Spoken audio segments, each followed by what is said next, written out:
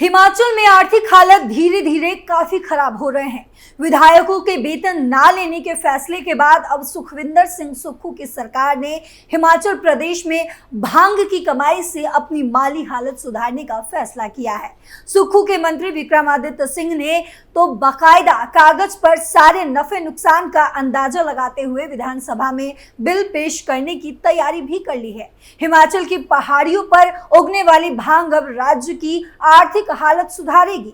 राज्य की कांग्रेस सरकार भांग की खेती को वैध बनाने की तैयारी में है।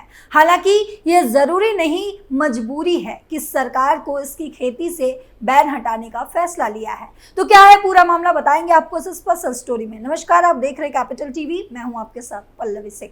6 महीने पहले से चल रही थी तैयारी। हिमाचल प्रदेश सरकार में राजस्व मंत्री जगत सिंह नेगी इस संबंध में रिपोर्ट पेश करेंगे। इसे लेकर 26 अप्रैल 2023 को एक समिति का गठन हुआ था। इस समिति ने राज्य में भांग को औषधीय, वैज्ञानिक और औद्योगिक उद्देश्यों के लिए कैनाबीस यानी कि भांग की खेती को वैध बनाने के मुद्दे पर अध्ययन करने के लिए किया था। गौरतलब है कि इसमें चरस शामिल नहीं होगी। कमेटी की गठित होने के बाद हिमाचल प्रदेश के कांगड़ा, चंबा, मंडी, कुल्लू, सोलन और सिरमौर जिला का दौरा किया गया था। लीगल करने से रुकेंगे इल्लीगल काम। हिमाचल प्रदेश के मंत्री विक्रमादित्य सिंह ने कहा कि भांग की खेती को कानूनी रूप देने वाला बिल पेश होगा। उन्होंने कहा कि हमारी आबकारी नीति से हमें फायदा हुआ है, इसे लीगल तरीके से उगाएंगे। हिमाचल की आर्थिक हालत को लेकर पहले ही सुक्खू सरकार बीजेपी के निशाने पर है। देखना होगा कि उनका ये फैसला कितना सही साबित होता है। विपक्ष क्यों कर रहा विरोध? भारत में बीते करीब 40 सालों से भांग की खेती करना गैर कानूनी रहा है। हालांकि गैर कानूनी तरीके से तो देश भर में भांग की खेती होती आई है। कोई कमाई के लिए तो कोई खुद के इस्तेमाल के लिए इसे जड़ी बूटी बताकर इसके इक्का दुक्का पौधे लगाए होते हैं। हालांकि हिमाचल प्रदेश की बात करें तो बीजेपी इसके विपक्ष में है। हिमाचल में कांग्रेस की सरकार संकट में है। ऐसे में उसका दावा है कि भांग की खेती को मंजूरी देने से राज्य को करीब 500 करोड़ रुपए की अतिरिक्त कमाई होगी। गौरतलब है कि सन 1985 में भारत में भांग की खेती को अपराध घोषित किया गया था।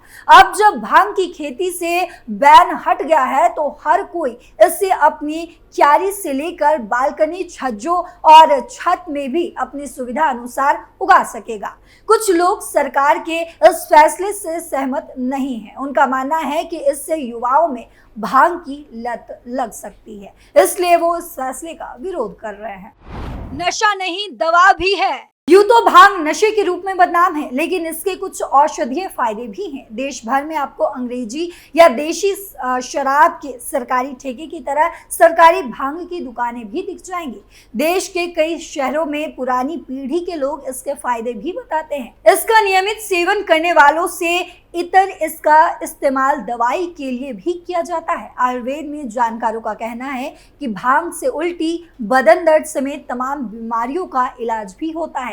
कुछ एक्सपर्ट इसे पाचन तंत्र से जुड़ा बताते हैं, तो आयुर्वेद वाले इसे इम्यूनिटी बूस्टर के तौर पर भी देखते हैं। कुछ लोगों का कहना है कि इसके सेवन से भूख खुल जाती है, इससे शरीर की रोग प्रतिरोधक क्षमता मजबूत होती है, इसे बीपी कंट्रोल करने और यहाँ तक कि कोलेस्ट्रॉल को कम करने में भी कारगर माना जाता है। इसका इस्तेमाल गठिया की बीमारी में भी किया जाता है।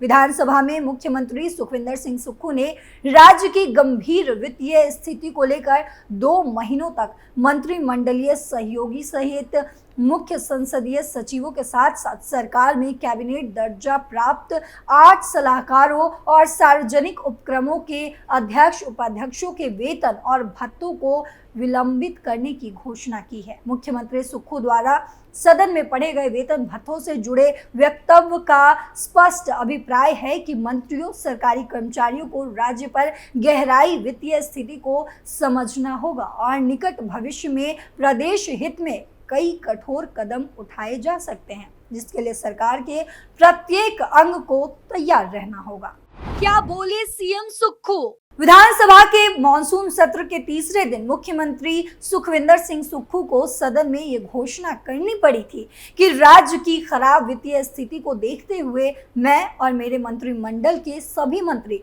मुख्य संसदीय सचिव और कैबिनेट रैंक प्राप्त सलाहकार और सार्वजनिक उपक्रमों के अध्यक्ष एवं उपाध्यक्ष 2 माह तक के लिए वेतन भत्ते लेना विलंबित करेंगे। मुख्यमंत्री, मंत्रियों, मुख्य संसदीय सचिवों और कैबिनेट दर्जा प्राप्त 8 लोगों के वेतन भत्तों को जोड़ लिया जाए तो 1.28 करोड़ रुपए नहीं चुकाने पड़ेंगे।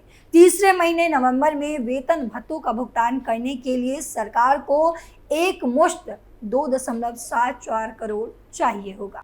मुख्यमंत्री ने बताई वित्तीय स्थिति। वहीं सीएम ने कहा कि राजस्व घाटा अनुदान जो वर्ष 2023-2024 में 8,058 करोड़ रुपए थी, वही इस वर्ष 1,800 करोड़ रुपए कम होकर 6,258 करोड़ रुपए हो गई है। अगले वर्ष यानी कि 2025 और 26 में ये 3,000 करोड़ रुपए और कम होकर 3,257 करोड़ रुपए रह जाएगी। एनवीपीएस कर्मचारियों की पीडीएनए की लगभग 9,042 करोड़ रुपए की राशि में से केंद्र सरकार से अभी तक कोई भी राशि प्राप्त नहीं हुई है। एनपीएस कंट्रीब्यूशन के लगभग 9200 करोड़ रुपए पीएफआरडीए के प्राप्त नहीं हुए हैं, जिसके लिए हम केंद्र सरकार से कई बार अनुरोध भी कर चुके हैं। जीएसटी कंपनसेशन जून 2022 के बाद मिलना बंद हो गया है, जिससे प्रति वर्ष लगभग 2,500 से 3,000 करोड़ रुपए की आय कम हो गई है। उन्होंने कहा कि ओपीएस बहाल करने के कारण हमारी उधार लेने की सीमा लगभग 2,000 करोड़ से कम कर दी गई है। इन परिस्थितियों से पार पाना आसान नहीं है। हमने प्रदेश सरकार की आय बढ़ाने और गैर उत्पादक खर्चों को कम करने का प्रयास भी किया है। इन प्रयासों के परिणाम आने में समय लगेंगे। चुनावी रेवड़ियां पर खर्च हो रही है रकम। विधानसभा चुनाव जीतने के लिए कांग्रेस ने 10 चुनावी रेवड़ियां देने का ऐलान किया था, जिसके तहत महिलाओं को हर महीने 1,500 रुपए देने की शुरुआत हुई थी, जिसके लिए सालाना 1,000 करोड़ का बजट रखा गया। गोबर खरीद, दूध खरीद, 300 यूनिट निःशुल्क बिजली देने की शुरुआत नहीं हो पाई है। राजस्व जुटाने के लिए उठाए गए कदमों से नुकसान हुआ, जैसे कि ओपीएस लागू करने से 2.5% अतिरिक्त ऋण सुविधा हाथ से चली गई। राज्य जल आयोग का गठन किया गया था और सालाना 3,200 करोड़ रुपए की आय होने के बजाय मामले में अदालतों में पहुंच गए।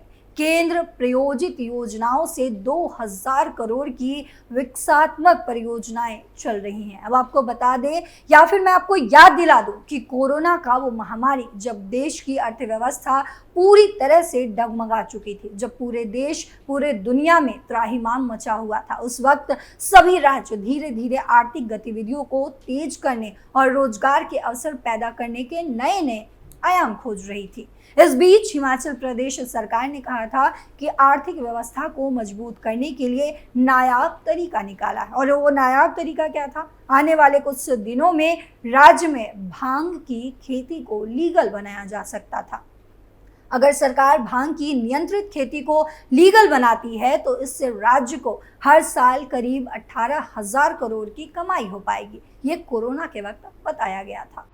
समाधान क्या है? राज्यों के घटते राजस्व में इजाफे के लिए एनके सिंह की अगुवाई वाले 15वें वित्त आयोग ने संपत्ति कर में धीरे धीरे बढ़ोतरी, पानी जैसी विभिन्न सरकारी सेवाओं का शुल्क नियमित तौर पर बढ़ाने के साथ शराब पर उत्पाद कर बढ़ाने और स्थानीय निकायों तथा खाता बही में सुधार करने की सलाह भी दी है। आरबीआई के पूर्व गवर्नर डी सुब्बा राव ने मीडिया में एक लेख में लिखा था, चाहे निजी कंपनी हो या सरकारी, आदर्श तो यही है कि किसी कर्ज का भुगतान भविष्य में राजस्व पैदा करके खुद करना चाहिए। दूसरी तरफ अगर कर्ज की रकम मौजूदा खपत में खर्च की जाती है और भविष्य की वृद्धि पर कोई असर नहीं होता तो हम कर्ज भुगतान का बोझ अपने बच्चों पर डाल रहे हैं। इससे बड़ा पाप और कुछ भी नहीं हो सकता।